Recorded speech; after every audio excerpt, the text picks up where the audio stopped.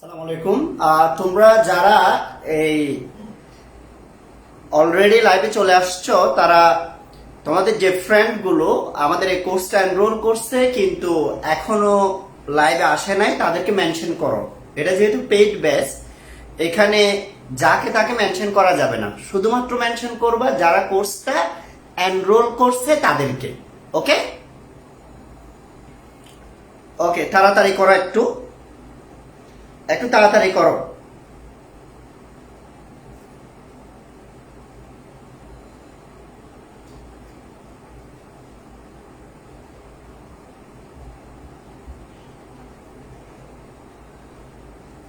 আচ্ছা, আমি ক্যামেরার সামনে আসতেছি। আসসালামু আলাইকুম। তোমরা একটু আমাকে এই জিনিসটা ক্লিয়ার করো তো, যে এখানে সব ক্লিয়ারলি দেখা যাচ্ছে কিনা। দুইটা জিনিস ক্লিয়ার করতে হবে, একটা হচ্ছে আমার সাউন্ড ক্লিয়ারলি শোনা যাচ্ছে কিনা, আর বোর্ডের লেখাগুলো ক্লিয়ারলি দেখা যাচ্ছে কিনা। এই দুইটা জিনিস একটু শিওর করো, সবাই শিওর করো এই দুইটা জিনিস, সাউন্ড শোনা যাচ্ছে কিনা আর লেখা ক্লিয়ারলি দেখা যাচ্ছে কিনা। এই দুইটা জিনিস একটু সবাই শিওর করো।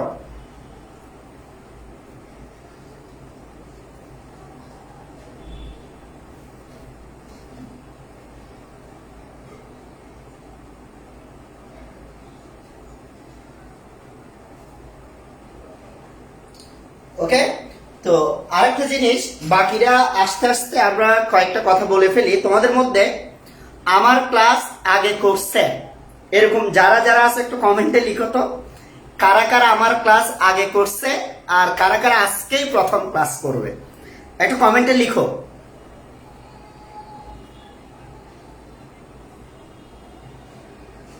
আমি দেখতেছি অনেকেই চলে আসছে, মারজান, মালিহা, অর্ক দাশগুপ্ত, মরিয়ম জান্নাত, তানজিনা সুলতানা, সাইমা সুলতানা, নিশাত, আরো অনেকে আসছে। তোমরা একটু বাকিদেরকে মেনশন করে দাও। আমি এখানে দেখতেছি অনেকেই বলতেছে ওরা আগে আমার ক্লাস করছে। আচ্ছা, ঠিক আছে। আচ্ছা, সব কি ক্লিয়ার আছে? আমরা কি ক্লাস শুরু করব? সব ক্লিয়ার আছে কিনা? আমরা ক্লাস শুরু করতে পারবো কিনা একটু বলো।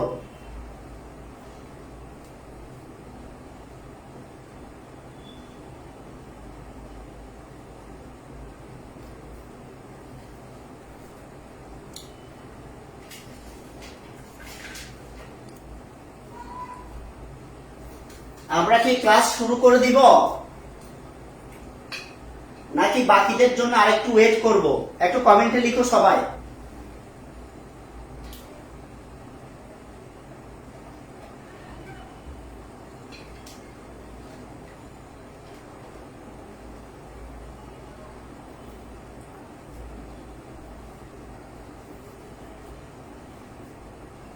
আচ্ছা, অনেকে বলতেছে আজকে ফার্স্ট করতেছে, এরকম অনেকে আছে। ওকে, ইনশাআল্লাহ আমরা আজকের ক্লাসে নতুন কিছু শিখবো এবং ভালো কিছুই শিখবো। সবাই একটু খেয়াল দাও যে আমাদের ফিজিক্স শর্ট কোর্স 1, এটাতে আমরা মূলত 3টে অধ্যায় পড়াবো। তাপগতিবিদ্যা বা থার্মোডাইনামিক্স, এরপর পর্যাবৃত্ত গতি বা পিরিয়ডিক মোশন, আর আরেকটি যেটা আছে সেটা হচ্ছে আদর্শ গ্যাস ও গ্যাসের গতিতত্ত্ব, অর্থাৎ আইডিয়াল গ্যাস। তাহলে এই 3টে অধ্যায় আমরা পড়াবো। 3টে অধ্যায় আমরা 3জন টিচার পড়াবো। আবার সেগুলোর জন্য ম্যাথমেটিক্যালের জন্য একটা টিচার থাকবে, আবার অ্যাডমিশনের জন্য আরেকটা টিচার। মোট 5জন টিচার আমরা এই কোর্সটা চালাবো। এর মধ্যে প্রথম ক্লাসগুলো আমি নিব, থার্মোডাইনামিক্স বা তাপগতিবিদ্যার ক্লাসগুলো। আমি এটার উপর থিওরিটিক্যাল এবং বেসিক 6টি থেকে শুরু করে 9টি পর্যন্ত ক্লাস নিতে পারি। এটা ক্লাসের উপর ডিপেন্ড করবে আসলে, মানে কতটুক দরকার হচ্ছে, যতটুক দরকার হবে পুরোটাই আমি পড়িয়ে দিব। ঠিক আছে? তো এর মধ্যে আরেকটা জিনিস আমার একটু জানা দরকার, বাংলা যে সাবজেক্টটা আছে, বাংলা এই সাবজেক্টটাকে আমি বলি সিঙ্গেল সাবজেক্ট। বাংলা কি সাবজেক্ট? Single subject. আবার কেউ যদি আমার কাছে জিজ্ঞেস করে ইংলিশ কি সাবজেক্ট, ইংলিশ, তাহলে আমি বলি যে ইংলিশও হচ্ছে আসলে সিঙ্গেল সাবজেক্ট। এরা আজীবন সিঙ্গেল। বাংলা শেখার জন্য ইংলিশ শেখার দরকার নাই, ইংলিশ শেখার জন্য বাংলা শেখার দরকার নাই, দুইটা আলাদা আলাদা। কিন্তু ফিজিক্স যেটা আছে, ফিজিক্স এটা কখনোই সিঙ্গেল সাবজেক্ট না। ভালো করে খেয়াল করো, আমার কথাগুলো খুবই দরকারি কথা এবং এগুলো প্রয়োজন। ফিজিক্স এটা সিঙ্গেল সাবজেক্ট না, ফিজিক্স হচ্ছে কাপল সাবজেক্ট। আমাদের মধ্যে কাপল কারা? কাপল হচ্ছে যারা একা একা কোথাও যেতে পারে না, একসাথে দুইজন যায়। বিয়েতে দাওয়াত দিছে একজনকে, সে কল করে আরেকজনকে নিয়ে আসছে। যাদের বিয়ে সে দেখে বলে যে কিরে একে তো দাওয়াত দি নাই, বলে যে আমার ফ্রেন্ড আমার সাথে চলে আসছে। তাহলে ফিজিক্স এটা সিঙ্গেল সাবজেক্ট না, এটা হচ্ছে কাপল সাবজেক্ট। ফিজিক্স জানতে গেলে ম্যাথ মাস্ট বি জানতে হবে। অর্থাৎ ফিজিক্স আর ম্যাথের মধ্যে একটা প্রেম ভালোবাসা আছে, ওদের মধ্যে প্রেম আছে, প্রেম। ঠিক আছে, ফিজিক্স আর কিসের মধ্যে? ম্যাথের মধ্যে। সুতরাং তুমি ফিজিক্স পড়তে গেলে অবশ্যই ম্যাথমেটিক্যাল টার্ম গুলো তোমার খুব ভালো থাকতে হবে, ভালো জানতে হবে। এখন আমাদের শর্ট কোর্স 1-এ আমরা যে চ্যাপ্টার গুলো রাখছি, আমাদের এই চ্যাপ্টার গুলোর মধ্যে যেমন থার্মোডাইনামিক্স রাখছি, পিরিয়ডিক মোশন রাখছি, আইডিয়াল গ্যাস রাখছি। এই অধ্যায়গুলো পড়তে গেলে ম্যাথের কোন অংশটা লাগবে? ম্যাথের দুইটি অংশ তোমার মাস্ট বি জানতে হবে। তার মধ্যে একটির নাম হচ্ছে ক্যালকুলাস, ক্যালকুলাস, আর আরেকটি হচ্ছে ট্রাইগোনোমেট্রি, ট্রাইগোনোমেট্রি অর্থাৎ ত্রিকোণমিতি। ক্যালকুলাস আর ত্রিকোণমিতি সবার জানা থাকতে হবে। এই ক্যালকুলাস ত্রিকোণমিতি যারা কম পারে ওদের এই টপিক গুলো বুঝতে কিন্তু কষ্ট হবে। সুতরাং তোমরা একটু কমেন্টে লিখো তো ফার্স্ট ইয়ারে ক্যালকুলাস আর ত্রিকোণমিতি ভালো করে শেষ করছো কে কে, একটু কমেন্টে লিখো দেখি, একটু কমেন্টে লিখো, কমেন্টে লিখো ক্যালকুলাস ত্রিকোণমিতি ভালো করে শেষ করছো কে কে? ক্যালকুলাস ত্রিকোণমিতি ভালো করে শেষ করছো কে কে? একটু কমেন্টে লিখো, আমি একটু দেখতে চাই। হ্যাঁ, এখানে অর্ক দাশগুপ্ত লিখছে সে পারে, মেহেদি হাসান লিখছে সে পারে, জান্নাতুল নাইমা বলতেছে ওর খুব জ্বর সেজন্য সে ক্লাসে উপস্থিত থাকতে পারতেছে না। আচ্ছা, এরপর তাবাসসুম লিখছে কোনোভাবে শেষ করছে, সাকিব বলছে নাই, এজিপি বলছে রানিং। আচ্ছা, করি নাই স্যার। এখানে তোমাদের একটা কথা বলি, এই ক্যালকুলাস ত্রিকোণমিতি মাস্ট বি করে নিবা, মাস্ট লাগবে এগুলো। তুমি যদি ফিজিক্স পড়তে যাও, ফিজিক্স এই চ্যাপ্টার না, সম্পূর্ণ ফিজিক্স, সম্পূর্ণ ফিজিক্সের সাথে এই দুটি অধ্যায় খুব ভালোভাবে জড়িত। আমি এই যে চ্যাপ্টারটা শুরু করলাম না, আজকে কালকের মধ্যেই তুমি কি করে ফেলবা, আজকে কালকে এই 2 দিনের মধ্যে বা 2-3 দিনের মধ্যে এখানে যা যা অল্প স্বল্প তোমার নলেজ আছে সেগুলো কমপ্লিট করে ফেলবা, যাতে ম্যাথমেটিক্যাল পার্ট গুলো পড়াইতে আমার কষ্ট কম হয়। আর আজকের ক্লাসটা যেহেতু প্রথম ক্লাস, আমি তোমাদেরকে টিচার হিসেবে বলো, বড় ভাই হিসেবে বলো, 2-1টা পরামর্শ দিব। সেটা হচ্ছে মানুষের জীবনের মনে করে আমরা তো কে কত বছর বাঁচবো জানি না। আমরা জানি আমি কে কত বছর বাঁচবো, তুমি কত বছর বাঁচবো আমরা জানি না। তবে আমরা যদি আইডিয়া করি 60 ইয়ার্স, 60 বছর আমরা বাঁচবো। কয় বছর? 60 বছর আমরা বাঁচবো। গড়ে মনে করো এই 60 বছরের মধ্যে এক থেকে 16 বছর বা 17 বছর বয়স পর্যন্ত মানুষ তেমন কিছু বুঝে উঠেই না। অর্থাৎ 1 থেকে 16 বা 17 বছর বয়স পর্যন্ত মানুষ বুঝে খুবই কম। কোনটি ভালো কোনটি মন্দ এটা বুঝার মতো জ্ঞান তাদের নেই। সেজন্য এই সময়ে তোমরা মা, বড় ভাই, টিচার এদের পরামর্শ মেনে চলবা। তোমার কাছে যেটা রাইট মনে হচ্ছে সেটা রাইট নাও হতে পারে। 17 থেকে 25 বছর এই সময়টাকে বলা হয় প্রত্যেকটি ছেলে বা মেয়ের জীবনের গোল্ডেন লাইফ। গোল্ডেন লাইফ অথবা গোল্ডেন টাইম, খুব ভালো করে খেয়াল করবা। 17 থেকে 25 বছর বয়স পর্যন্ত যে টাইমটা আছে, এই টাইমটাকে বলা হয় প্রত্যেকটা ছেলে বা প্রত্যেকটা মেয়ে গোল্ডেন টাইম। কেন? কারণ এই টাইমে সে সবকিছু বোঝা শুরু করে এবং তার ক্যারিয়ারের যাত্রা শুরু হয় এখান থেকে। মনে করে আমার বয়স যদি এখন 50 হয়, আচ্ছা 50 বছর বয়সে কি আমার পক্ষে ডাক্তার হওয়া সম্ভব? আমার পক্ষে ইঞ্জিনিয়ার হওয়া সম্ভব? সম্ভব না। একজন ছেলে যার বয়স 27, তার পক্ষে কি আবার ইন্টারমিডিয়েটে এ প্লাস অর্জন করা সম্ভব? সম্ভব না। তাহলে সবকিছু সম্ভব কোন বয়সে? এই 17 থেকে 25 এই বয়সের মধ্যে। এই বয়সের মধ্যে তার জীবনে কি কি ঘটনা ঘটবে? সে ইন্টারমিডিয়েট পরীক্ষা দিবে, সে বুয়েট পরীক্ষা দিবে, সে ইঞ্জিনিয়ারিং পরীক্ষা দিবে, সে ভার্সিটি লাইফে, অনার্স লাইফে তার রেজাল্ট আসবে। এগুলোর উপর তার ফিউচার, তার ক্যারিয়ার ডিপেন্ড করবে। তাহলে তোমরা এই মুহূর্তে যারা আমার লাইভ ক্লাসে আসো, প্রত্যেকে নিজেদের গোল্ডেন লাইফ, জীবনের গোল্ডেন লাইফের গোল্ডেন টাইমের মধ্যে সবাই এখন কি করতেছ? প্রবেশ করতেছ। সবার এন্ট্রি হচ্ছে কিসের মধ্যে? গোল্ডেন টাইমের মধ্যে। এই টাইমে তোমাদেরকে সবচেয়ে বেশি সচেতন থাকতে হবে কি নিয়ে? পড়াশোনা নিয়ে। এই টাইমে অধিকাংশ সময় আমাদের বিপরীত লিঙ্গের প্রতি একটা অ্যাট্রাকশন থাকবে, এটা স্বাভাবিক। আমি ছেলে, মেয়ের প্রতি আমার একটা টান থাকবে, একজন মেয়ে তার ছেলের প্রতি একটা কি থাকবে? টান থাকবে। আর সে টানের কারণে আমি যদি তরঙ্গের মতো ভেসে যাই, কিসের মতো? তরঙ্গের মতো, তাহলে আমার ক্যারিয়ার শেষ। তাহলে এই ক্ষেত্রে আমাদের যেটা করতে হবে সেটা হচ্ছে কোনো কিছুতে আসক্ত হওয়া যাবে না।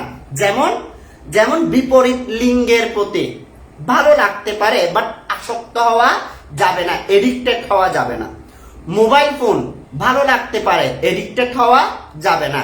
গেমস ভালো লাগতে পারে, এডিক্টেড হওয়া যাবে না। ক্রিকেট খেলা, ফুটবল খেলা, ব্রাজিল, আর্জেন্টিনা ভালো লাগতে পারে, এডিক্টেড হওয়া যাবে না। কেন এডিক্টেড হওয়া যাবে না? কারণ তোমার জীবনের সবচেয়ে গোল্ডেন টাইম চলতেছে। যে টাইমটা নির্ধারণ করবে তুমি কি নিজেকে একজন ডাক্তার হিসেবে পরিচয় দিচ্ছ, নাকি তুমি ইঞ্জিনিয়ার হিসেবে পরিচয় দিচ্ছ, নাকি তুমি নিজেকে ও এর চেয়ে আরো ভালো লেভেলের কিছু হিসেবে, সায়েন্টিস্ট হিসেবে পরিচয় দিচ্ছ। এই পরিচয়টা গেইন করার, এই পরিচয়টা অর্জন করার সবকিছুর মূল সময় হচ্ছে মাত্র 17 থেকে 25 বছর, অর্থাৎ 7 বছরের কষ্টের মাধ্যমে যে কোনো একজন স্টুডেন্ট, সে ছেলে হোক মেয়ে হোক, সে লাইফে যে মূল অর্জন, সে অর্জনটা সে করে ফেলবে 7 বছরের এই জার্নিতে। অধিকাংশ স্টুডেন্ট, 80% স্টুডেন্ট এই জার্নিটাতে পাস করতে পারে না। শুধু যারা পাস করে শেষ পর্যন্ত, তারাই হঠাৎ করে পরিবর্তন হয়ে যায়। অর্থাৎ তোমার সাথে এই মুহূর্তে আমার লাইভ ক্লাস করতেছে তোমার বন্ধু বা বান্ধবী, আজকে থেকে 5 বছর পরে তার অবস্থান আর তোমার অবস্থান সেম হবে না। বুঝাতে পারছি? সে হয়তো বুয়েটে পড়তেছে, অথবা তুমি বুয়েটে পড়তেছ, সে নর্মাল কোনো কলেজে পড়তেছে। এই সব কিছু চেঞ্জ হবে কখন? এই বয়সটাতে। আশা করি তোমরা সবাই আমার কথাগুলো বুঝতে পারছো এবং কথাগুলো অবশ্যই পজিটিভলি নিবা। এগুলো আমি তোমাদের মাথার মধ্যে এই জন্য দিচ্ছি, কারণ এই সময়ে স্কুল কলেজ বন্ধ হওয়ার কারণে স্বাভাবিকভাবে যে প্রেশারটা তোমাদের উপর যাওয়ার কথা সেটাও যাচ্ছে না। বলে অধিকাংশ স্টুডেন্ট পড়া থেকে দূরে সরে যাচ্ছে। খবরদার, পড়া থেকে দূরে সরে যাওয়া যাবে না। পড়াটা পড়ে ফেলতেই হবে। মনে রাখবা, তুমি যদি পড়ালেখা না করে এই সময়টা পার করো, তাও সময়টা চলে যাবে। পড়ালেখা করলেও কিন্তু সময়টা চলে যাবে। আশা করি আমি এই দু একটা কথা তোমাদেরকে বলছি, তোমরা কথাগুলো ভালো করে শুনছো এবং আমরা পড়া শুরু করে দিচ্ছি।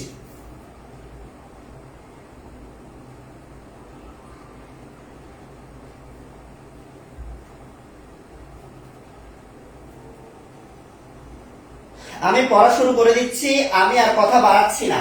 ওকে, তোমাদের কারো কিছু জানার থাকলে, কোনো প্রশ্ন থাকলে বলতে পারো আমাকে। কারো কিছু বলার থাকলে, প্রশ্ন করার থাকলে আমাকে বলতে পারো।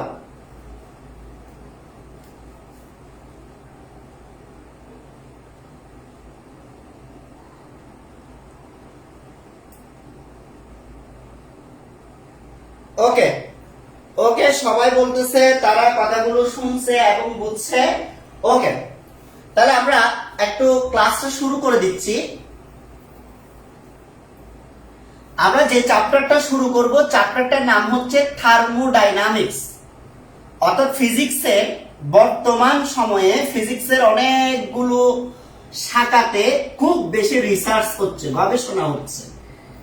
তো লাস্ট কিছু সময় ধরে যে টপিকটার উপর সবচেয়ে বেশি গবেষণা হয়েছে তার মধ্যে একটি হচ্ছে থার্মোডাইনামিক্স। অর্থাৎ থার্মোডাইনামিক্স নিয়ে প্রচুর গবেষণা চলছে এই লাস্ট কিছু বছরের মধ্যে। আচ্ছা, এখন থার্মোডাইনামিক্সের কিছু ছোটখাটো ব্যাপার দিয়ে আমরা শুরু করব, এরপর ধীরে ধীরে ধীরে ধীরে আমরা উপরের লেভেলগুলোতে যাব।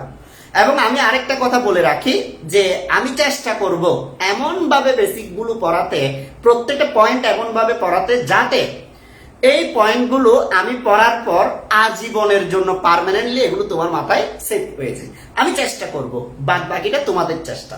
আর দুইজনের চেষ্টা মিলে সাকসেসটা ধরা দিবে, শুধু একজনের চেষ্টায় কাজ হবে না। খেয়াল করো, তাপ গতিবিদ্যা অধ্যায়টার নামের মধ্যেই আছে, প্রথমে আছে তাপ, যেটাকে ইংরেজিতে আমরা বলতেছি থার্মো। আসলে তাপ বা থার্মো এটা কি বুঝায়? এটাকে যদি আমি বলি থার্মো মানে বুঝায় হট।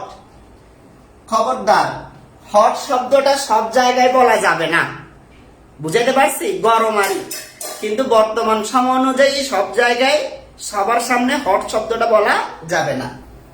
ওয়ার্ম বলা যায়, ওয়ার্ম, অথবা বলা যায় টেম্পারেচার, টেম্পারেচার, অথবা বলা যায় হিট। এই সবগুলো মানে হচ্ছে কি থার্ম বা থার্মো, তাপ মানে এগুলোকে বোঝায়। ডাইনামিক্স তোমরা নিশ্চয়ই ফিজিক্সের প্রথম পত্রের মধ্যে পড়ে ফেলছ। ডাইনামিক্স মানে হচ্ছে গতিবিদ্যা, গতিশীল কোন বস্তু, কোন একটা বডির মোশনকে বোঝাচ্ছে, মোশন অফ বডি। মনে করো এটা একটা বস্তু, এই বস্তুটা এভাবে মুভ করতেছে, তাহলে তার গতি নিয়ে আলোচনা হবে। এই বস্তুটা অনেকগুলো অণু বা পরমাণু দিয়ে গঠিত, সেই অণু বা পরমাণুগুলো প্রতিনিয়ত কি করতেছে? মুভ করতেছে। এই যে অণু পরমাণুগুলো প্রতিনিয়ত মুভ করতে থাকে, সেই মোশনটা নিয়ে আলোচনা হবে। তাহলে তাপ গতিবিদ্যা বলতে আমরা বুঝতেছি যে এমন একটা ব্রাঞ্চ বা এমন একটা অংশ যেখানে হিট অথবা তাপ সেটা ট্রান্সফার হবে, গতিশীল হবে। যেমন যেমন মনে করো যে আমার শরীরে হিট বা তাপ আছে, তা আমার শরীরে যে অতিরিক্ত তাপটা আসতেছে, তাপটা বের হয়ে চলে যাচ্ছে। আর বের হতে গেলে তাপটাকে কি হইতে হবে? গতিশীল হইতে হবে। গরম বস্তু থেকে শীতল বস্তুতে তাপ চলে যাচ্ছে, গরম বস্তু থেকে শীতল বস্তুতে তাপ যেতে হলে তাপকে গতিশীল হইতে হবে। তার মানে আমরা দেখতেছি আমরা এমন একটা ব্যাপার নিয়ে ডিসকাস করব যেখানে তাপ প্রতিনিয়ত গতিশীল হবে, অর্থাৎ তার একটা মোশন থাকবে। আশা করি থার্মোডাইনামিক্স কথাটা মানে বুঝতে পারছো। আমি খুবই স্লো মোশনে ধীরে ধীরে অক্ষর বাই অক্ষর বুঝাবো এবং প্রত্যেকটা জিনিস বুঝানোর পর জিজ্ঞেস করব বুঝতেছো কিনা। সবাই বলো থার্মোডাইনামিক্স, শুধু এই কথাটার মানে তোমরা বুঝছো কিনা? থার্মোডাইনামিক্স শুধু এই কথাটার মানে সবাই বুঝছো কিনা দেখি বলো। থার্মোডাইনামিক্স শুধু এই কথাটার মানে তোমরা বুঝছো কিনা? যদি এটা বুঝে যাও তারপর আমরা নেক্সট আরেকটি টপিক নিয়ে একটু ডিসকাস করব। ওকে ওকে, ভেরি গুড। আমি বলছি আমার বুঝানোর নিয়মটা আমি বলে দিছি। আমি প্রত্যেকটা টপিক বুঝাবো, বুঝানোর পর তোমাদের কাছে জিজ্ঞেস করবো, এরপর নতুন টপিক শুরু করব। চলো আমরা স্বাভাবিক কিছু ঘটনা অবজার্ভ করি আমাদের চারপাশে। যে ঘটনাগুলো ঘটে সেরকম কয়েকটা ঘটনা এখন অবজার্ভ করব। মনে করো এটা হচ্ছে একটা কাপ, এ কাপ অফ টি, মানে এক কাপ চা। তোমরা জানো পৃথিবীর যে দেশের মানুষই হোক না কেন সে চা খেতে পছন্দ করে, চা, ঠিক আছে? তাহলে এই চায়ের টেম্পারেচার হচ্ছে 35 ডিগ্রি সেলসিয়াস। এখন আমি যদি এক কাপ চাকে আমার পড়ার টেবিলের উপর রেখে দিই, তোমার কি মনে হয় সেখানকার টেম্পারেচার 35 ডিগ্রি সেলসিয়াস থেকে যাবে? টেম্পারেচারটা কি সেম থেকে যাবে? উত্তর হচ্ছে না স্যার, টেম্পারেচার সেম থাকবে না। তাহলে কি হবে স্যার? তাহলে এই 35 ডিগ্রি সেলসিয়াস থেকে আস্তে আস্তে হিট বের হওয়া শুরু হবে। এভাবে হিট বের হওয়া শুরু হবে। কোথায় বের হবে? বের হবে পরিবেশের মধ্যে। পরিবেশ মানে সারাউন্ডিং। তাহলে চায়ের কাপ থেকে হিট গুলো, তাপগুলো বের হয়ে যাচ্ছে। কেন? কারণ পরিবেশের তাপমাত্রা তোমরা জানো কক্ষ তাপমাত্রা 25 ডিগ্রি সেলসিয়াস। এটা আমাদের প্রত্যেকের জীবনে ঘটতেছে, সেরকম প্রতিদিনের একটি ঘটনা। এখান থেকে আমরা কি শিখতে পারি? এখান থেকে আমরা শিখতে পারি উচ্চ তাপমাত্রা থেকে তাপ নিম্ন তাপমাত্রার দিকে ধাবিত হয়। তাহলে এখানেও কিন্তু তাপ গতিশীল আছে, সেজন্য নামটা বলছি থার্মোডাইনামিক্স। তাহলে উচ্চ তাপমাত্রার বস্তু থেকে নিম্ন তাপমাত্রার বস্তুতে তাপ চলে যায়, এটা তাপের একটি স্বাভাবিক ঘটনা। এটাকে আমরা বলতে পারি এলিমিনেশন অফ হিট এনার্জি। এটাকে আমরা বলতে পারি এলিমিনেশন অফ হিট এনার্জি। আচ্ছা, চলো আরেকটি ঘটনা আমরা অবজার্ভ করি। আমরা অবজার্ভ করি, মনে করে এটা একটি পাত্র। পাত্রের মধ্যে আমি কিছু আইস কিউব নিলাম। তোমরা জানো যে তোমাদের মধ্যে কেউ যদি রূপ চর্চা করে থাকে আর কি, তো যারা রূপ চর্চা করে ওদের একটা অভ্যাস হচ্ছে এই মাঝে মধ্যে ওরা আইস কিউব গুলো বের করে এরকম পাত্রের মধ্যে নিয়ে সেখান থেকে এরকম করে করে ঘষতে থাকে মুখের মধ্যে। অনেকেই ঘষে, কেউ ঘষো সেরকম কেউ যদি থাকো একটু কমেন্টে লিখিও, আমি দেখার জন্য কেউ আছে কিনা। তাহলে মনে করো এটা একটা পাত্র, পাত্রের মধ্যে কি আছে? আইস কিউব আছে। তোমরা জানো আইসের টেম্পারেচারটা হচ্ছে 0 ডিগ্রি সেলসিয়াস। এখন আমার সারাউন্ডিং যে এনভায়রনমেন্ট বা পরিবেশের যে তাপমাত্রা সেটা হচ্ছে 25 ডিগ্রি সেলসিয়াস। এখন তোমার কাছে কি মনে হয়? আইসের তাপমাত্রা যেহেতু কম, আইস যেটা করবে এই পরিবেশ থেকে সে তাপ শোষণ করবে। পরিবেশ থেকে সে তাপ কি করবে? শোষণ করবে। আর শোষণ করে সেই তাপগুলো নিয়ে আইস আস্তে আস্তে মেল্ট হওয়া শুরু হবে। তাহলে এই ক্ষেত্রে কি হচ্ছে? এই ক্ষেত্রে কিন্তু বস্তু তাপ শোষণ করতেছে। এখানে বলছি হিট এলিমিনেশন হচ্ছে, বর্জন হচ্ছে। এখানে হিট কি হচ্ছে? অ্যাবজর্পশন হচ্ছে, অর্থাৎ শোষণ হচ্ছে।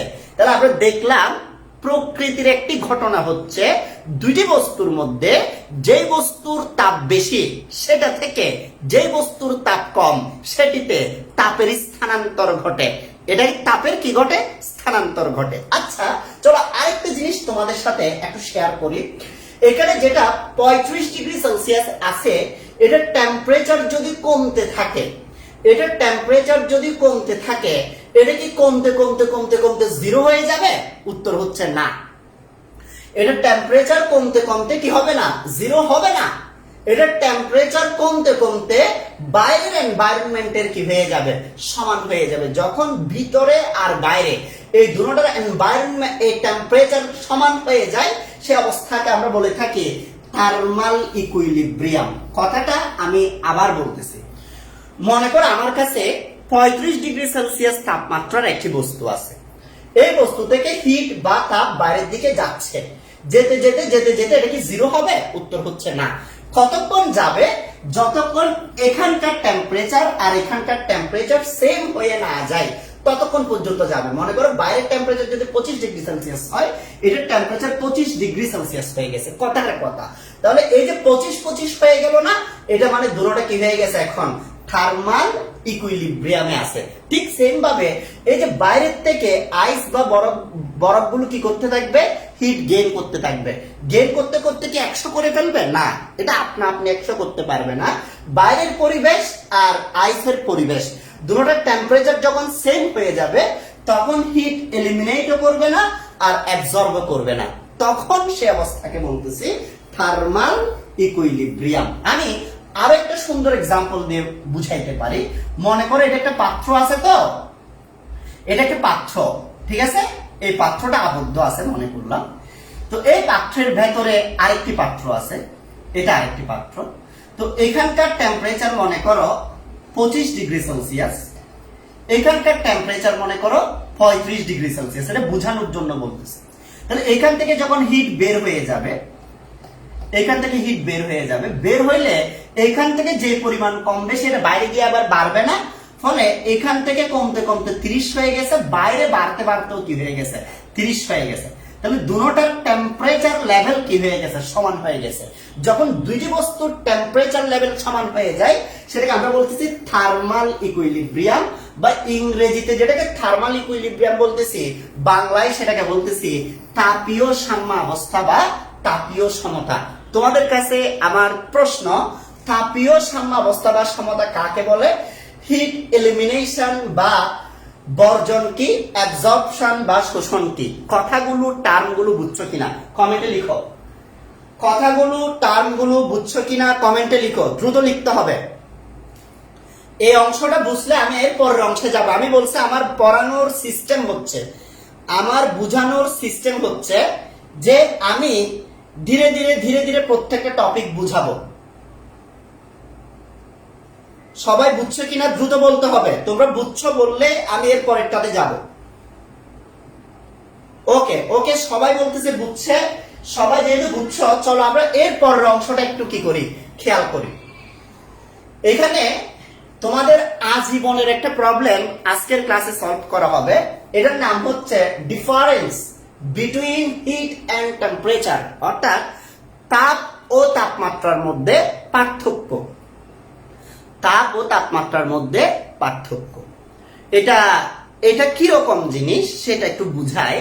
আসলে মনে করো তাপ আর তাপমাত্রা একটা আরেকটার সাথে সম্পর্ক আছে, আবার দুটার মধ্যে পার্থক্য আছে। মনে করো আমি ভাত খাচ্ছি, আমি কি খাচ্ছি, আজাদ ভাই কি খাচ্ছে, ভাত খাচ্ছে।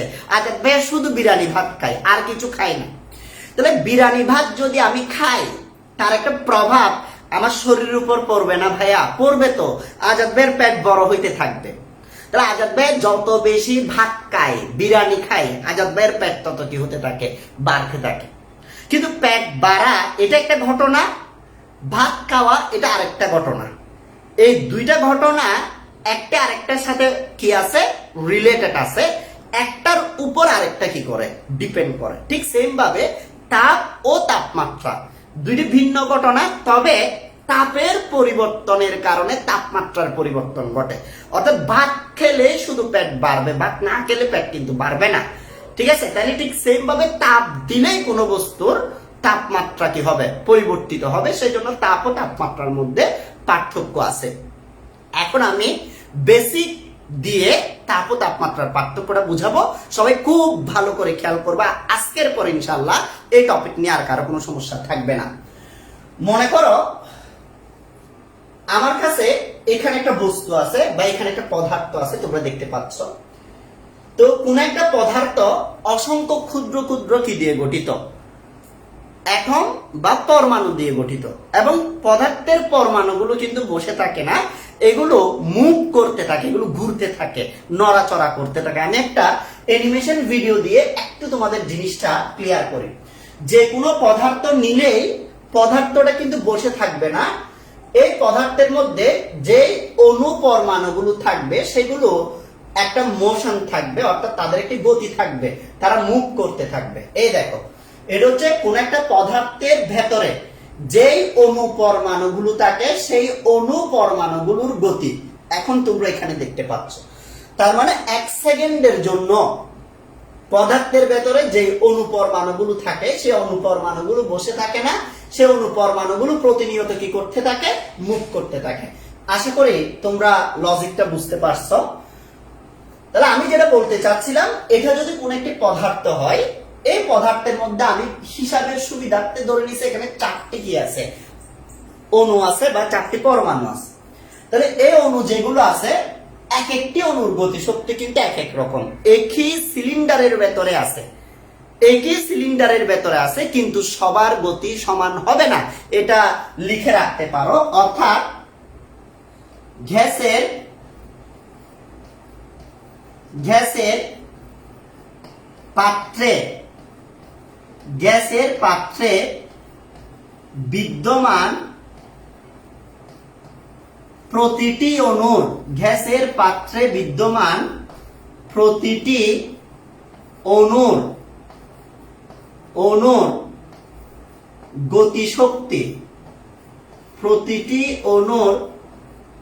গতিশক্তি গ্যাসের পাত্রে বিদ্যমান প্রতিটি অণুর গতিশক্তি সমান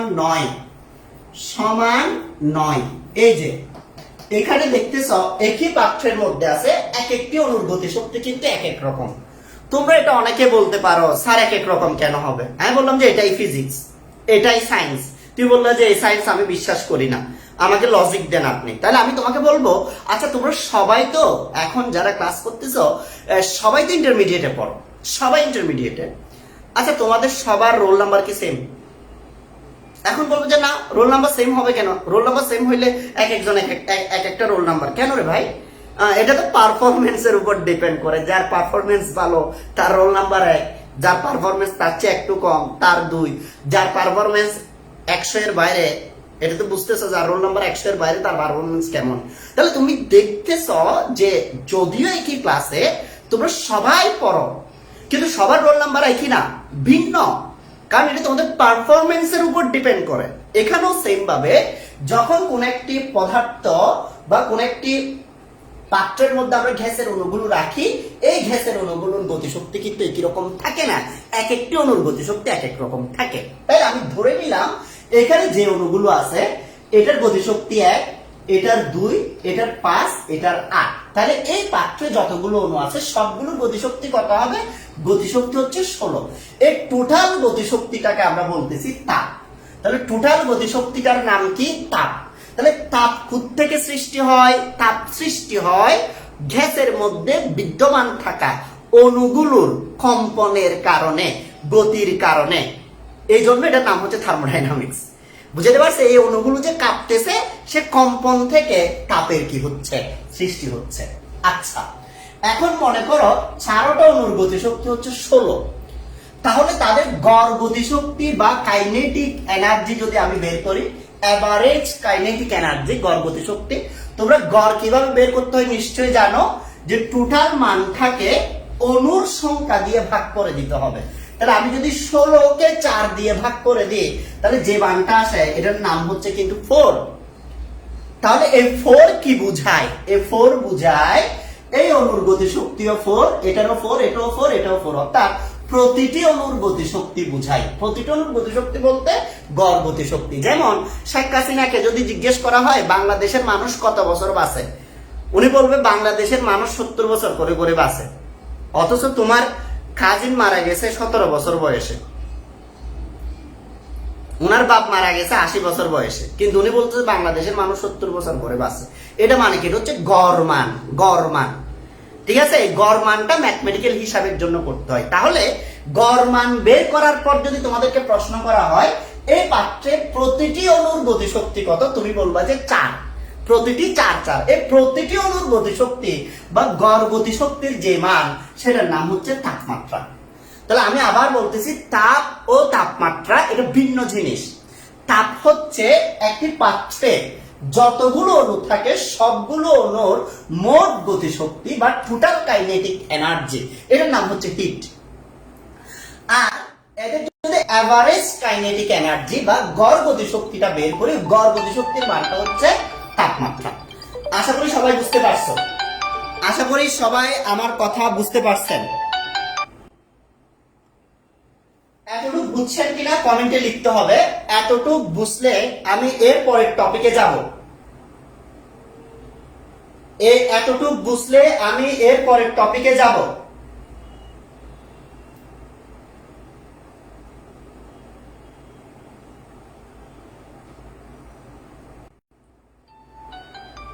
দ্রুত বলতে হবে, দ্রুত বলতে হবে।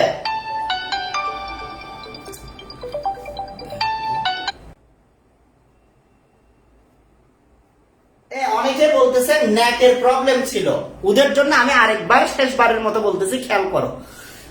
মূল ঘটনাটা হচ্ছে এটা একটা পাত্র, এই পাত্রের মধ্যে 4টি অণু আছে। একটার গতিশক্তি 1, আরেকটার 5, আরেকটার 2, আরেকটার 8। এই সবগুলো অণুর গতিশক্তি যোগ করলে যেটা পাবো মোট গতিশক্তি বা এভারেজ কাইনেটিক এনার্জি, তার নাম হচ্ছে হিট বা তাপ। আর যদি প্রত্যেকটি অণুর গতিশক্তি যোগ করার পর মোট সংখ্যা দিয়ে ভাগ করে দিই, অর্থাৎ এভারেজ কাইনেটিক এনার্জি বা গড় গতিশক্তিটা বের করি, ওই গড় গতিশক্তির মানটা হচ্ছে তাপমাত্রা। তাহলে তাপ হচ্ছে মোট গতিশক্তি, তাপমাত্রা হচ্ছে গড় গতিশক্তি। আশা করি সবাই বুঝতে পারছে। একটু লিখো, কমেন্টে লিখো।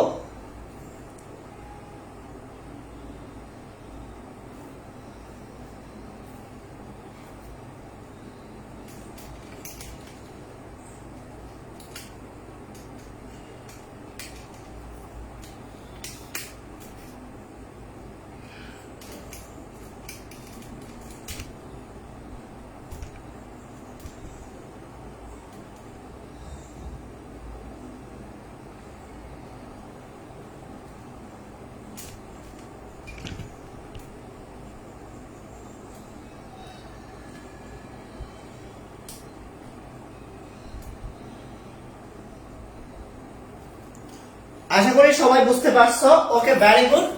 চলো এবার আমরা আরেকটা এক্সাম্পল দেখব। তোমরা যারা আগের এক্সাম্পলটা ভালো করে খেয়াল করতে পারো নাই, ওরা আরেকটু খেয়াল করো। এখানে আমি একটা খুবই গুরুত্বপূর্ণ কথা নিয়ে আলোচনা করব, সেটা হচ্ছে দুইটি বস্তুর তাপের পরিমাণ সমান। দুটি বস্তুর তাপের পরিমাণ সমান হলে তখন কোন বস্তু থেকে তাপ কোন বস্তুতে যাবে সেটা ডিপেন্ড করবে তাপমাত্রার উপর। অর্থাৎ দুইটি বস্তুর মধ্যে যার তাপমাত্রা বেশি হবে সেখান থেকে তাপ, যার তাপমাত্রা কম হবে সেটাতে যাবে। এই যে একটা কথা তোমরা নিচের ক্লাসে পড়ে আসছো, এই কথাটার পেছনের এই কথাটার পেছনের ফিজিক্স কি সেটা আজকের ক্লাসে ইনশাআল্লাহ আমি বুঝাবো। খুব ভালো করে খেয়াল করো। মনে করো আমার কাছে এখানে একটা বস্তু আছে, আরামসে ঠান্ডা মাথায় খেয়াল করো। এখানে যে বস্তুটা আছে সেই বস্তুটা এখানে অনেকগুলো অণু দিয়ে গঠিত। প্রথম 3টি অণুর গতিশক্তি আমি মনে করলাম 1-1 করে, এরপরে 3টি অণুর গতিশক্তি আমি মনে করলাম 2-2 করে, এরপরে 2টি অণুর গতিশক্তি একটার 3 আর একটার 4। তাহলে এগুলোর মোট গতিশক্তি হচ্ছে 16। আর মোট গতিশক্তি 16 হইলে বুঝানোর সুবিধার্থে ধরে নিলাম এটা তাপের মান হচ্ছে 16। আরামসে ধৈর্য ধরো, আমার কথা বুঝো। এখন মনে করো আমি এর আগে যেটা বুঝাইছি, এখানে আরেকটি বস্তু আছে, এখানে আরেকটি বস্তু আছে। এই বস্তুটার ক্ষেত্রে এখানেও কিন্তু যোগফল হচ্ছে 16, তাহলে তাপ হচ্ছে 16। তাহলে এখন এই দুটি বস্তুর তাপের মান তো ভাই সমান। এই দুটি বস্তুর তাপের মান সমান কিনা দেখি বলতো। কেন? তাপ কিভাবে বের করে? মোট গতিশক্তিগুলো যোগ করলে তাপের পরিমাণ আসে। তাহলে এখন যদি এই দুটি বস্তুকে আমি পরস্পরের সাথে অ্যাড করে দিই, মনে করো এই বস্তুটাকে এই বস্তুর সাথে আমি অ্যাড করে দিলাম, এইভাবে অ্যাড করে দিলাম। এখন দুটোটার তো তাপের মান সমান ভাই। আর তোমরা জানো তাপের মান সমান হলে তখন এই দুইটা বস্তুর মধ্যে কোন বস্তু থেকে তাপ কোন বস্তুতে যাবে সেটা ডিপেন্ড করবে তাপমাত্রার উপর। তাহলে আমি এই বস্তুর তাপমাত্রা বের করি। এটা মনে করো এ বস্তু, এটা মনে করো বি বস্তু। তাহলে এটা তাপমাত্রা কিভাবে বের করতে হবে? মোট গতিশক্তিকে অণুর সংখ্যা দিয়ে ভাগ করলে 2 আসে। তাহলে এ বস্তুর তাপমাত্রা হচ্ছে 2 মনে করো। তাপমাত্রা কি? গড় গতিশক্তি, এভারেজ কাইনেটিক এনার্জি। এখন বি বস্তু যেটা আছে এটার যদি তাপমাত্রা বের করতে হয়, দেখি কমেন্টে লিখো সবাই, বি বস্তুর তাপমাত্রা কত? দ্রুত লিখো, বি বস্তুর তাপমাত্রা কত? কমেন্টে লিখো, বি বস্তুর তাপমাত্রা কত? কমেন্টে লিখো, বি বস্তুর তাপমাত্রা কত? কমেন্টে লিখো।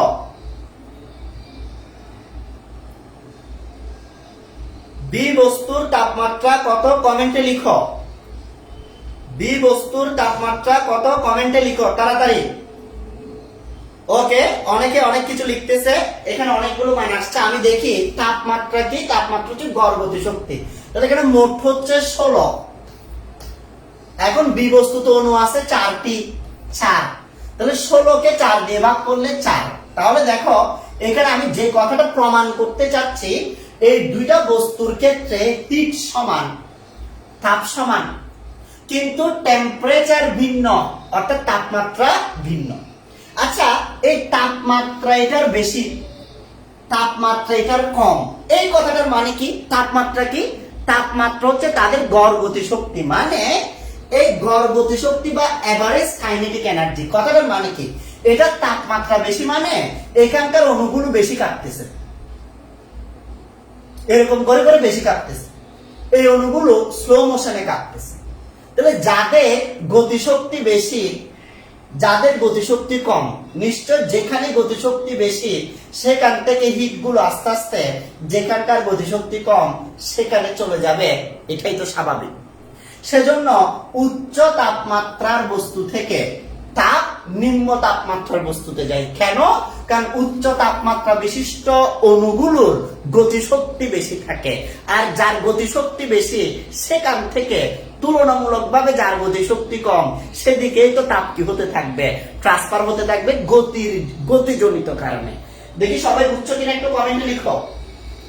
সবাই বুঝছো কিনা কমেন্টে লিখো। কেন উচ্চ তাপমাত্রার বস্তু থেকে তাপ নিম্ন তাপমাত্রার বস্তুতে স্থানান্তরিত হয়? এটা বেসিক সহ বুঝছো কিনা বলো। এটা বেসিক সহ বুঝছো কিনা তাড়াতাড়ি বলো। এটা বেসিক সহ বুঝছো কিনা? এই কথাগুলো তোমরা অনেকেই কিন্তু আগে থেকেই জানো, বাট আগে থেকে জানলে হবে না। আমি চাচ্ছি প্রত্যেকটা জিনিসের বেসিক ক্লিয়ার হয়ে যেতে হবে, বিন্দু পরিমাণ প্রবলেম কোনো টপিকে থাকা যাবে না। আমার কাজই হচ্ছে সেটা। তোমরা জানো আমি যে টপিকগুলো পড়াই সেগুলো আমি বেসিক সহ ডিটেলসে পড়ানোর চেষ্টা করি। সবাইকে বলতে হবে সবাই বুঝছো কিনা, বেসিক সহ বুঝছো কিনা। উচ্চ তাপমাত্রার বস্তু থেকে তাপ কেন নিম্ন তাপমাত্রার বস্তুতে যাবে, এটা ক্লিয়ার কিনা সবার? ভেরি গুড, ভেরি গুড, সবাই বলতেছে এটা ক্লিয়ার। যদি এটা ক্লিয়ার হয়ে যায় আমি এরপরের টপিকটাতে একটু চলে যাচ্ছি। এখানে আমরা দেখব তাপগতিবিদ্যার সূত্রসমূহ, লস অফ থার্মোডাইনামিক্স।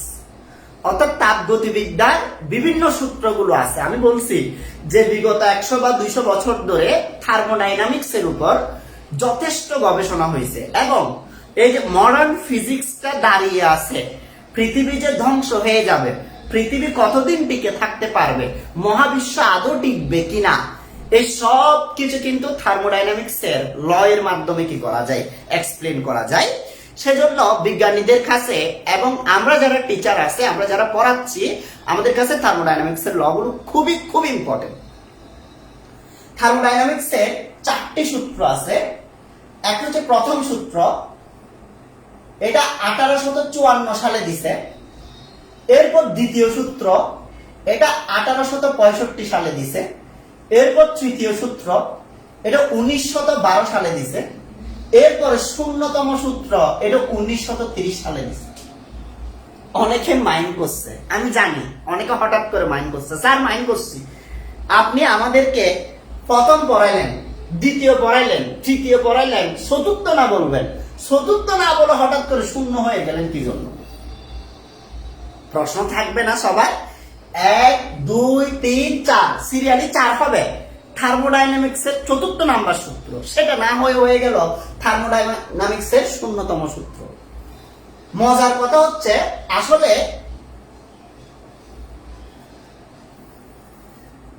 কেন এটার নাম 0তম সূত্র হয়েছে, তার পেছনে দুইটা লজিক আছে।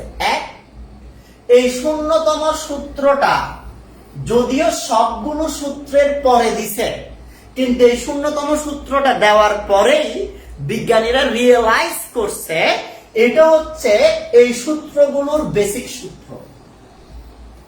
তাহলে বেসিককে আগে জানতে হয় নাকি পরে জানতে হয়? বেসিক জানতে হয় আগে। তাহলে সেজন্য সিরিয়াল অনুযায়ী 1 1 2 3 এর আগে কি আছে, 1 2 3 এর আগে কি আছে, বেসিকে 0 আছে। আরে ভাই, সেজন্য সেই অনুযায়ী তার নামটা দেওয়া হয়েছে 0তম সূত্র। আমি আবার বলতেছি, 0তম সূত্র বা 0th ল অফ থার্মোডাইনামিক্স।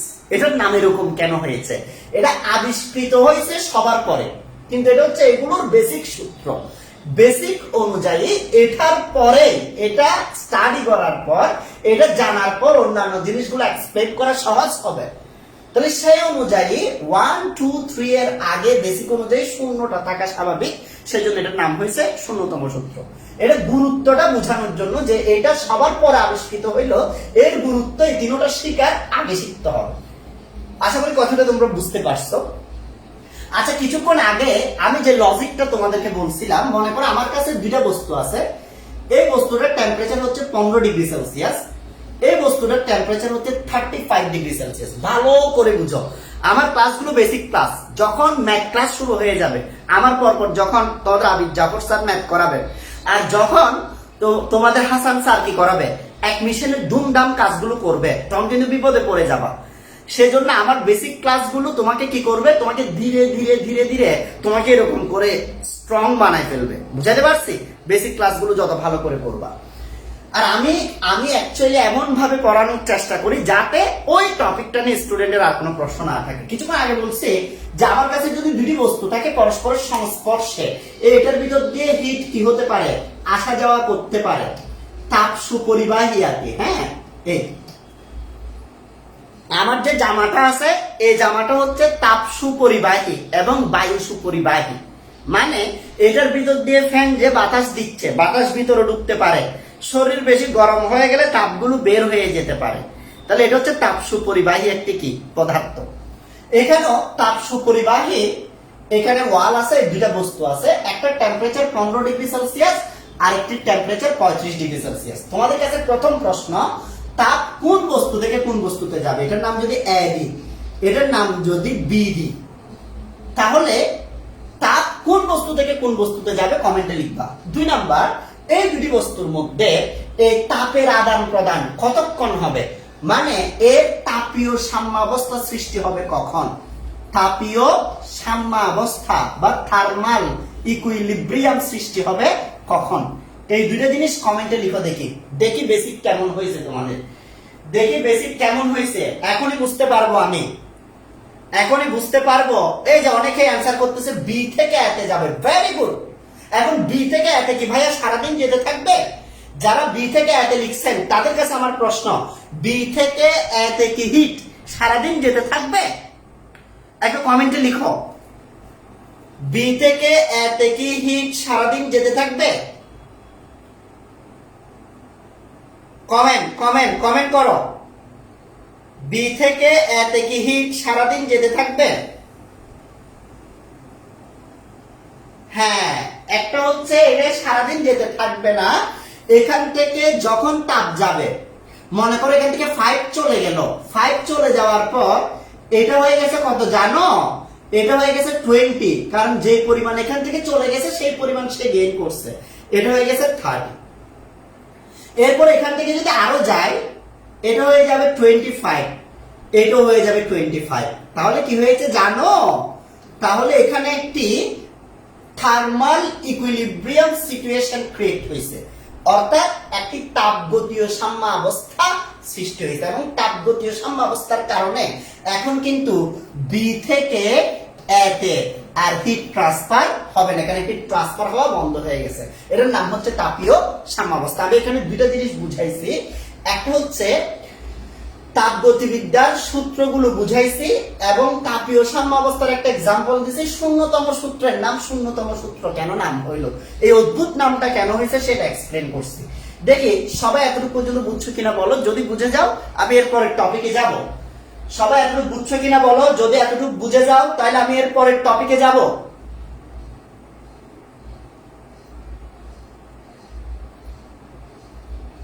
সবাই বুঝছো কিনা কমেন্টে লিখো, সবাই বুঝছো কিনা কমেন্টে লিখো।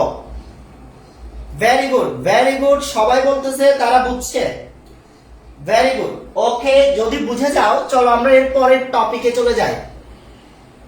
এটা হচ্ছে তাপগতিবিদ্যার শূন্যতম সূত্র বা জিরো ল অফ থার্মোডাইনামিক্স এর একটা ম্যাথমেটিক্যাল অংশ। আমি ম্যাথমেটিক্যাল অংশটা আমি নিজের মতো করে একটু লিখে বুঝাই, তাহলে বুঝবা।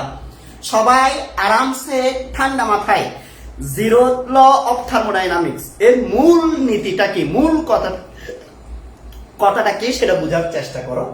মনে করো আমার কাছে এখানে একটা বস্তু আছে, আরামসে আরামসে সবাই খেয়াল করো, মনে করো আমার কাছে এখানে একটা বস্তু আছে,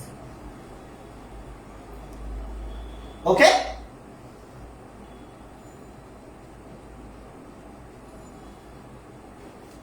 যে বস্তুটা আছে এই বস্তুটার নাম দিলাম আমি আর, এই বস্তুটার নাম দিলাম আর, ঠিক আছে? এর একটা তাপ আছে, অবশ্যই প্রত্যেকটা বস্তুর একটা কি আছে, তাপ আছে। তাহলে এটার এটার একটা নির্দিষ্ট তাপের মান আছে। এখন আমি যদি এই বস্তুর সাথে এখানে আরেকটি বস্তুকে কি করে দিলাম, অ্যাড করে দিলাম, এবং এখানে তাপের আদান প্রদান হতে পারে, এবং এই বস্তুটার নাম দিলাম পি। তোমাদের কাছে প্রশ্ন, পি এবং আর এই দুইটার তাপমাত্রা যদি ভিন্ন হয়ও, পি এবং আর এই দুইটির তাপমাত্রা যদি ভিন্ন হয়ও, তারা কি এক সময় সাম্যাবস্থায় আসবে? উত্তর হচ্ছে হ্যাঁ স্যার, আসবে। আপনি কিছুক্ষণ আগে আমাদেরকে এক্সাম্পল দিয়ে বুঝাইছেন, তাপমাত্রা ভিন্ন হলো তারা এক সময় কি চলে আসে, সাম্যাবস্থায় চলে আসে। এখান থেকে তাপ এখানে আসুক, এখান থেকে এখানে আসুক, এটাই হচ্ছে মেইন কথা, যে অবশ্যই পি এবং আর এক সময় তাপীয় সাম্যাবস্থায় আসবে। এতটুকু পর্যন্ত সবাই বুঝছো? আচ্ছা, তার মানে পি এবং আর তাপীয় সাম্যাবস্থায় চলে আসছে। এখন সেই অবস্থায় আমি মনে করো এখানে আরেকটি বস্তু নিলাম, আমি আরেকটি যে বস্তুটা নিলাম, এই বস্তুটা মনে করো এটা,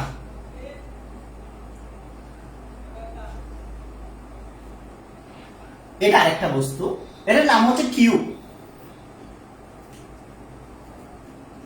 তাহলে দেখো তো, কিউ এবং আর যদি এখানে সরাসরি সংযুক্ত এবং তাপের আদান প্রদান হতে পারে, তাহলে কিউ এবং আর কেউ যদি আমি রাখি, কিউ আর কি বসে থাকবে? উত্তর হচ্ছে না। আমাদের বেসিক অনুযায়ী কিউ এবং আর এর মধ্যে তাপের আদান প্রদান হতে থাকবে এবং এক অবস্থায় তারা তাপীয় সাম্যাবস্থায় আসবে। তাহলে এখানে কি হচ্ছে, এখানে হচ্ছে পি এবং আর এক সময় থার্মাল ইকুইলিব্রিয়ামে চলে আসবে,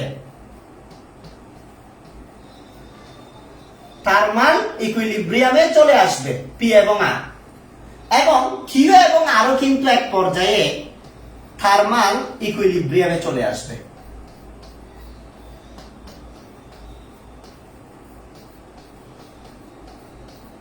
ঠিক আছে? যদি থার্মাল ইকুইলিব্রিয়ামে আসে, জিরোথ ল আমাদেরকে বলতেছে, তাহলে অবশ্যই এই পি এবং কিউ পরস্পরের সাথে সংযুক্ত না, তাদের মাঝখানে ফাঁকা স্থান আছে, অথবা তাদের মাঝখানে তাপ কুপরিবাহী পদার্থ আছে, কোনো সমস্যা নাই, তাদের মাঝখানে ফাঁকা স্থান আছে বা তাপ কুপরিবাহী পদার্থ আছে, যেটাই থাকবে থাকুক, তারা পরস্পরের সাথে কানেক্টেড না, তাপের আদান প্রদান হচ্ছে না, তারপরেও পি এবং কিউ কি চলে আসবে, সাম্যাবস্থায় চলে আসবে। কি সাম্যাবস্থা? এটা তাপগতীয় সাম্যাবস্থা। আমি আবার বলতেছি, মনে করো আরেকটি বস্তু, এই আর বস্তুর সাথে পি বস্তু এবং কিউ নামের দুইটি বস্তু যদি যুক্ত থাকে, পি এবং আরো তাপগতীয় সাম্যাবস্থায় আসবে, কিউ এবং আরো তাপগতীয় সাম্যাবস্থায় আসবে। এই দুইটি যদি তাপগতীয় সাম্যাবস্থায় আসে, কোনো প্রমাণ করা ছাড়া তুমি বুঝেই যাবা পি এবং কিউ কি আছে, তাপগতীয় সাম্যাবস্থায় আছে। তোমাদের যাদের কথাটা লজিক নিয়ে বুঝতে অসুবিধা হচ্ছে তাদের জন্য একটা লজিক দিচ্ছি। মনে করো আর যেটা আছে, আর হচ্ছে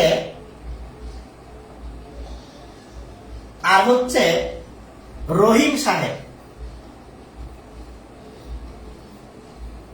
আর হচ্ছে রহিম সাহেব, পি দিয়ে হচ্ছে পপি। রহিম সাহেব আর পপির মধ্যে সম্পর্ক হচ্ছে বাপ আর মেয়ে। রহিম সাহেব হচ্ছে বাবা আর পপি হচ্ছে মেয়ে, তার মানে তাদের মধ্যে একটা রিলেশন আছে। আমি এমনি লজিক দিচ্ছি, এটা ফিজিক্স না, এটা কেমিস্ট্রিও না, তাহলে এটা কি স্যার? এটা আজাদ ভাই। তাহলে রহিম যদি বাবা হয় আর পপি যদি তার মেয়ে হয়, তাদের মধ্যে একটা রিলেশন আছে। আবার রহিম বাবা, কিউ দিয়ে মনে করো কলিম, এটা হচ্ছে তার ছেলে। তাহলে বাবার সাথে পপির সম্পর্ক আছে, মেয়ের সম্পর্ক আছে, বাবার সাথে ছেলেরও সম্পর্ক আছে। তাহলে কেউ বলুক আর না বলুক, লুকে বলুক আর না বলুক, লুকে জানুক আর না জানুক, আমরা জানবো পপি এবং কলিমের মধ্যে একটা সম্পর্ক আছে। সেটা কি? তারা হচ্ছে ভাই বোন। তারা হচ্ছে কি? ভাই বোন। কোন সূত্রে? যেহেতু তারা দুইজনেরই রহিমের সাথে কি আছে? সম্পর্ক আছে। সেই জন্য বলতেছি এই দুটি যদি পৃথক পৃথক ভাবে আর এর সাথে তাপগতীয় সাম্যাবস্থায় থাকে, তাহলে তারা নিজেদের মধ্যে তাপগতীয় সাম্যাবস্থায় থাকবে, এবং এই লটাকে বলা হয় জিরো ল অফ থার্মোডাইনামিক্স। আশা করি তোমরা বুঝতে পারছো। একটু কমেন্টে লিখো, তোমাদের কমেন্ট পেলে আমি এর পরের টপিকে যাব। তোমরা তোমাদের কমেন্ট পেলেই কিন্তু আমি এর পরের টপিকে যাব। সবাই বুঝছো কিনা একটু বলতে হবে। সবাই বুঝছো কিনা বলতে হবে। সবাই বুঝছো কিনা বলতে হবে। কমেন্টে বলতে হবে জি স্যার বুঝছি। বলতে হবে স্যার বুঝছি কিনা, ভালো করে বুঝছি কিনা, বুঝার স্টাইল কেমন, এগুলো লিখতে হবে তো কমেন্টে। হ্যাঁ, ওকে, সবাই বলতেছে বুঝছে। সবাই যেহেতু বুঝে গেছ, সবাইকে অসংখ্য ধন্যবাদ। আমরা এরপর একটা টপিকে চলে যাচ্ছি, যেটার নাম হচ্ছে উষ্ণতামিতি ধর্ম বা থার্মোমেট্রিক রিলিজিয়ন। আমি আবার বলতেছি, উষ্ণতামিতি ধর্ম বা থার্মোমেট্রিক রিলিজিয়ন। এখন আমরা শিখব উষ্ণতামিতি ধর্ম বা থার্মোমেট্রিক রিলিজিয়ন কি। চলো একদম সহজ করে বুঝাই। আমি বারবার বলতেছি, আমার ক্লাসগুলো তোমাকে জিরো থেকে হিরো বানাবে। আমার ক্লাসগুলো তোমাকে জিরো থেকে হিরো বানাবে। আমার কোর্সগুলো তোমাকে বেসিক থেকে অ্যাডভান্স করবে, রুট লেভেল টু প্রো লেভেলে নিয়ে যাবে। তবে তোমাকে মনোযোগ দিতে হবে, মনোযোগ দিতে হবে, ক্লাস করতে হবে, শিকার মন মানসিকতা থাকতে হবে। বাদ বাকিটা আমার উপর ছেড়ে দাও। আমি বলছি, আমার ফিজিক্স কোর্সে মাত্র 100 জন কি হলে 100 জন স্টুডেন্ট যদি আমি পাই, আমি ম্যাথের জন্য শর্ট কোর্স করব কম টাকায়। এবং আলহামদুলিল্লাহ কোর্স আজকে মাত্র শুরু হয়েছে, আমাদের 140-র কাছাকাছি হয়ে গেছে, অ্যাডমিট হয়ে গেছে। কোর্সটা কন্টিনিউ হইতে হইতে 300 ক্রস করবে নিশ্চিত, ইনশাআল্লাহ। তাহলে তোমাদের টেনশন নাই। তোমাদের কাজ হচ্ছে শুধু আজাদ ভাই পড়াবে, আজাদ ভাই টিচার প্যানেল পড়াবে, মন দিয়ে পড়া, বাদ বাকিটা আমার উপর ছেড়ে দাও। তাহলে যেটা বলতে চাচ্ছিলাম, উষ্ণতামিতি ধর্ম বা থার্মোমেট্রিক রিলিজিয়ন, এটা কি? আগে নামের ভিতরে কাম আছে, নামের ভেতরে কাম আছে। নামের ভেতরে কাম কেমনে আছে ভাই? আমি গেলাম বারে, আজাদ ভাইয়া গেছে বারে, বার, এটা রবিবার সোমবার না, এটা কি বার? পুলারা বুঝছে, মেয়েরা বুঝছে কিনা জানি না। আজাদ ভাইয়া গেছে বারে। এখন যদি আজাদ ভাইয়া বারের মধ্যে কারোর সাথে দেখা হওয়ার পর বলে আমি এদিকে নামাজ পড়তে আসছিলাম, বিশ্বাস করবে না? কারণ বারের নামের সাথে ওইটার ভিতরে কাম কি সব লেখা আছে। তো সেজন্য ফিজিক্সের টপিক গুলোর একটা মজা হচ্ছে, টপিক গুলোর নামের ভেতরে তাদের কাম কি সেটা লেখা থাকে, অনেকেই বুঝে না, তোমরা বুঝবা। দেখো এখানে মিতি মানে পরিমাপ। দেখো আমি কিভাবে এটা অ্যানালাইসিস করতেছি। মিতি মানে পরিমাপ,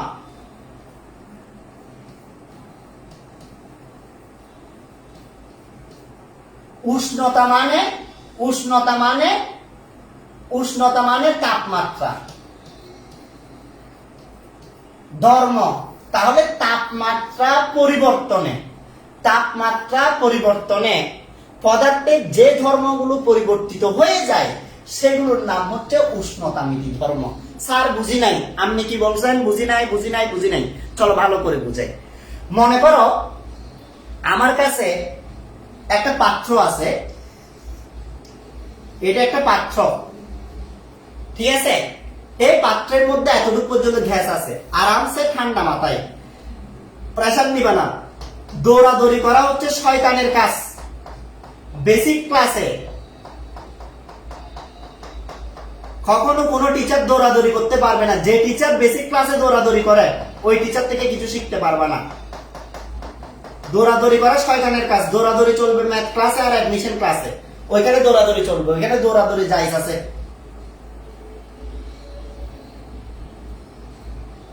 এই খেয়াল করো, এটা একটা পাত্র, ঠিক আছে? এটা পাত্রের আয়তন মনে করো, গ্যাসের আয়তন। তো আমি যদি এর মধ্যে তাপ দেওয়া শুরু করি, তাপ তো ভাই লাল দিতে হবে, লাল কালার দিতে হবে। তো এই তাপ দিচ্ছি, ঠিক আছে, লাল লাল করে দিছি।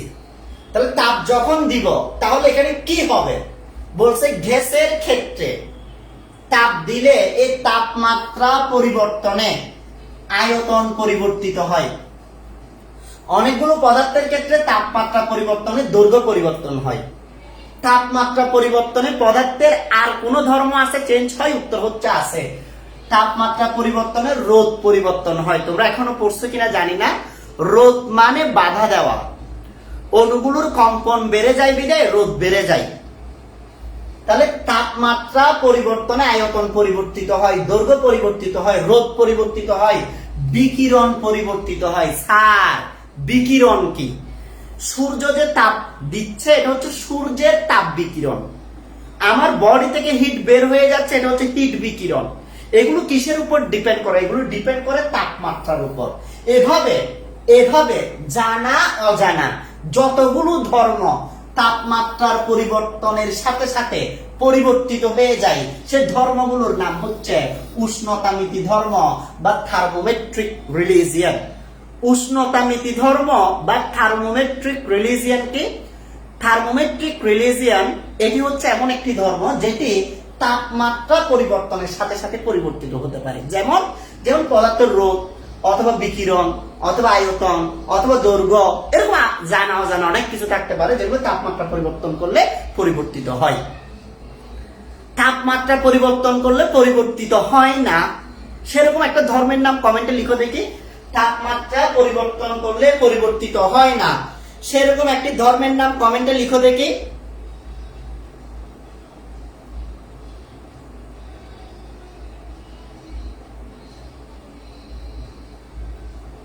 তাপমাত্রা পরিবর্তন করলে পরিবর্তিত হয় না সেরকম একটি ধর্ম লিখো দেখি।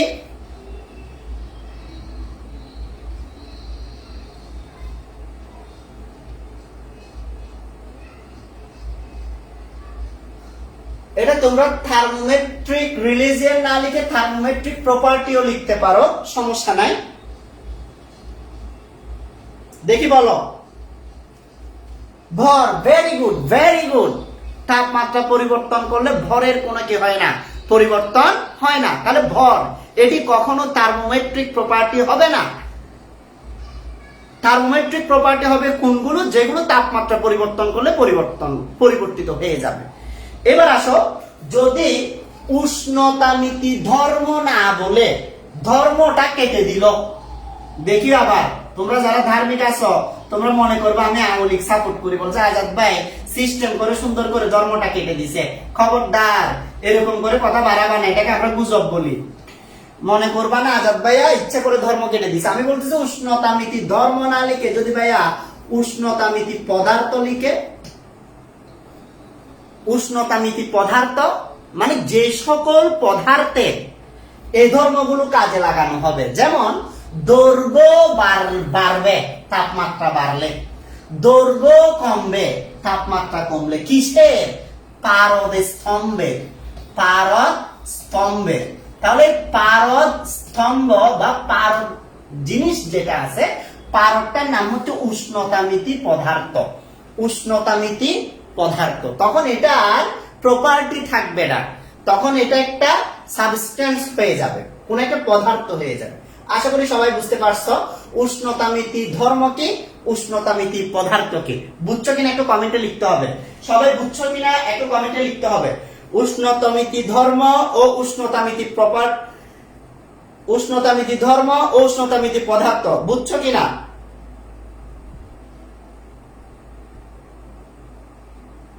দেখি বলেন বুঝছো কিনা? সবাই বুঝতে পারছো? সবাই বুঝতে পারছো? তো আসলে আজকের ক্লাসটা যেহেতু তোমাদের ফার্স্ট ক্লাস ছিল, তো ফার্স্ট ক্লাস হিসেবে আমি ক্লাসটা আর কি করতেছি না, কন্টিনিউ করতেছি না। ইনশাআল্লাহ আমরা আগামী ক্লাসে এরপর থেকে আলোচনা শুরু করব। অর্থাৎ আগামী ক্লাসে আমাদের শুরু হবে থার্মোমেট্রি দিয়ে, অর্থাৎ তাপমাত্রার পরিমাপ, এই টপিকটা দিয়ে শুরু হবে এবং সবগুলো টপিক কিন্তু বেসিক টপিক। আমি এখানে কোনো টপিককে ছোট বড় করে দেখতেছি না, প্রত্যেকটা টপিক তোমাদের জন্য গুরুত্বপূর্ণ এবং ঠিক বেসিক থেকে অ্যাডভান্স লেভেলে নিয়ে যাওয়ার জন্য যা যা দরকার সবগুলো ইনশাল্লাহ আমার ক্লাসে হবে। আচ্ছা, তোমাদের মধ্যে যারা আমার কেমিস্ট্রি ক্লাস করছো, যারা আমার কেমিস্ট্রি ক্লাস করতা, তো ওরা একটা কাজ করবা, ওরা পাবলিক গ্রুপে কিছু পোস্ট করবা আমি ফিজিক্স টিচার হিসেবে কেমন। তোমরা তো এতদিন পর্যন্ত আমার কেমিস্ট্রিটা দেখছো, আজকে প্রথমবারের মতো ফিজিক্স দেখছো, তো ফিজিক্স ক্লাসগুলো কেমন লাগে বা আজাদ স্যার ফিজিক্স টিচার হিসেবে কেমন, তোমার এই মতামতটা তুমি চাইলে পাবলিক গ্রুপে পোস্ট করতে পারবা। এটা দেখলে হয়তো আমার ভালো লাগবে। এই ওকে, সবাই ভালো থাকবা, আল্লাহ হাফেজ, ইনশাল্লাহ আগামী ক্লাসে দেখা হচ্ছে। আর আরেকটা কথা, আমার ক্লাসগুলো আমি যেহেতু বেসিক পড়াবো এবং আমি একটু ডিটেলসে পড়াবো, সেজন্য আমি একদিনে 2 ঘন্টা না পড়িয়ে প্রতিদিন 1 ঘন্টা 1 ঘন্টা করে পড়াবো। সাইন্টিফিক্যালি এটা তোমাদের জন্য ভালো আর কি। সাইন্টিফিক্যালি এটা ভালো কেন? কারণ হচ্ছে আমাদের ব্রেন 45 মিনিট বা 1 ঘন্টার চেয়ে বেশি কাজ করে না। আমি যত ভালোই পড়াই না কেন, ব্রেন কাজ করবে না। তো সেজন্য আমি যদি 9 ক্লাসের মধ্যে শেষ করতে চাই, 6 ক্লাসের মধ্যে শেষ করতে চাই, তাইলে আমাকে করতে হবে কি 2-3 ঘন্টা করে করে পড়াইতে হবে। দরকার নাই, আমি প্রতিদিন অল্প অল্প করে পড়াবো, সবাই ক্লাস করবা। প্রতিদিন 1 ঘন্টা করে করে পড়াবো, প্রতিদিন রাতের 10টায় কি হবে ক্লাস হবে। তাহলে রাতের 10টায় প্রতিদিন জমবে আসর ফিজিক্সের। সবাই ভালো থাকবা, আল্লাহ হাফেজ, আসসালামু আলাইকুম।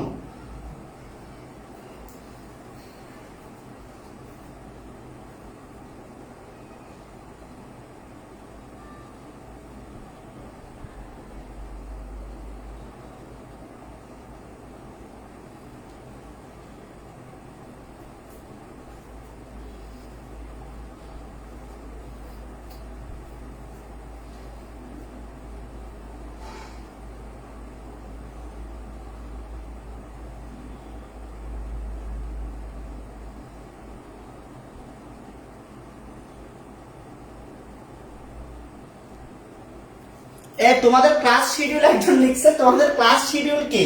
ক্লাস শিডিউল হচ্ছে শুক্রবার ছাড়া প্রতিদিন রাত 10টা, প্রতিদিন রাত 10টা। এটা কতদিন পর্যন্ত চলবে? এটা চলবে আজাদ ভাইয়া যতদিন ক্লাস নেবে, থার্মোডাইনামিক্স এর ক্লাস যতদিন ততদিন। এটার দায়িত্ব যেহেতু আমার উপর দিছে, আমি এমন ভাবে দায়িত্ব পালন করবো, এখানকার প্রত্যেকটা ছেলেকে ক্লাস শেষে বলতে হবে থার্মোডাইনামিক্স ক্লাস মিস করতেছি, আজাদ ভাইয়ের ক্লাস মিস করতেছে, সেরকম বলতে হবে। প্রতিদিন রাত 10টায় কি হবে ক্লাস হবে।